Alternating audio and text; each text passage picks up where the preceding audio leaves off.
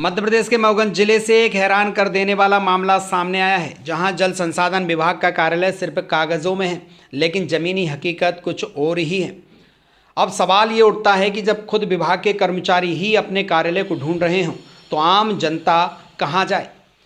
ये जो बोर्ड आप देख रहे हैं, यही मऊगंज जिले में जल संसाधन विभाग के कार्यालय का एकमात्र सबूत है। बोर्ड पर विभाग का नाम तो जरूर लिखा है, लेकिन जब आप आसपास देखते हैं तो ना कोई भवन, ना कोई कर्मचारी और ना ही कोई गतिविधियां आपको दिखाई देंगी। मऊगंज जिले के गठन को लगभग 2 साल हो चुके हैं, लेकिन अब भी कई विभाग पूरी तरह से रीवा पर निर्भर हैं।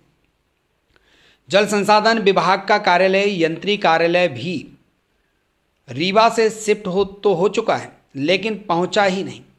मऊगंज में तैनात कर्मचारी महीनों से वेतन न मिलने पर दर दर भटक रहे हैं। कभी कलेक्टर कार्यालय की चौखट तो कभी रीवा की गलियों में न्याय की तलाश में भटक रहे हैं। जिले के नवागत कलेक्टर संजय कुमार जैन ने सभी विभागों को मऊगंज में संचालित करने के निर्देश तो दिए हैं, लेकिन इस मामले ने खुद सिस्टम की जमीनी हकीकत सामने ला दी है। जब अधिकारी मौन हो और कर्मचारी खुद अपने विभाग की खोज में हो, तो प्रशासन की गंभीरता पर सवाल उठना भी लाजमी है। प्रदेश के सबसे नए जिले की ये हालत है कि जिले का बड़ा विभाग कागजों में मौजूद है, पर हकीकत में अदृश्य है। इसका खामियाजा आम जनता को उठाना पड़ रहा है, जिन्हें अपनी शिकायतें लेकर अब भी रीवा जाना पड़ता है। अगर जिलों के निर्माण का उद्देश्य स्थानीय स्तर पर सुशासन और सुविधा था, तो सवाल ये है कि 2 साल बाद भी मऊगंज अपने अस्तित्व की तलाश में क्यों भटक रहा है। मऊगंज खुलासा न्यूज, जिला ब्यूरो चीफ सुनील पांडे की विशेष रिपोर्ट।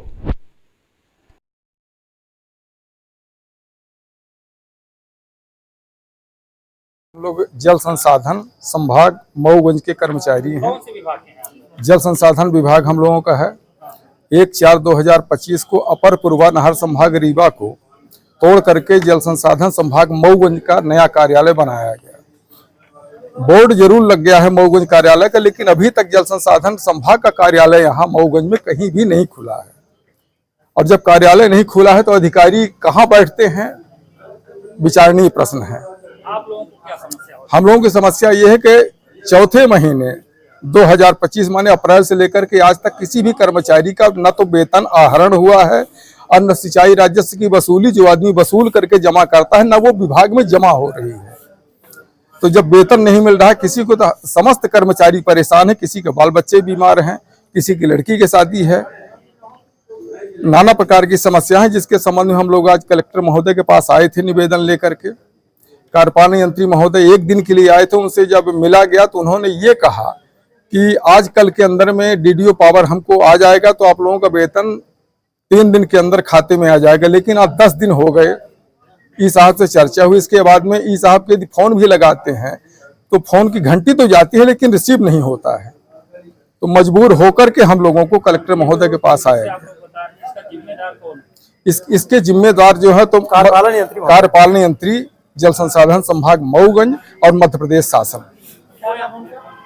हाँ जी हाँ, यस के सर, श्री यस। तो यहाँ कार्यालय में उपस्थित रहना चाहिए। तो कार्यालय जब यहाँ खुला ही नहीं है तो कहाँ उपस्थित है? बैठने की जगह नहीं, कार्य डिवीजन ही नहीं है यहाँ, सिर्फ बोर्ड में लिखे, बोर्ड पर लिखा है।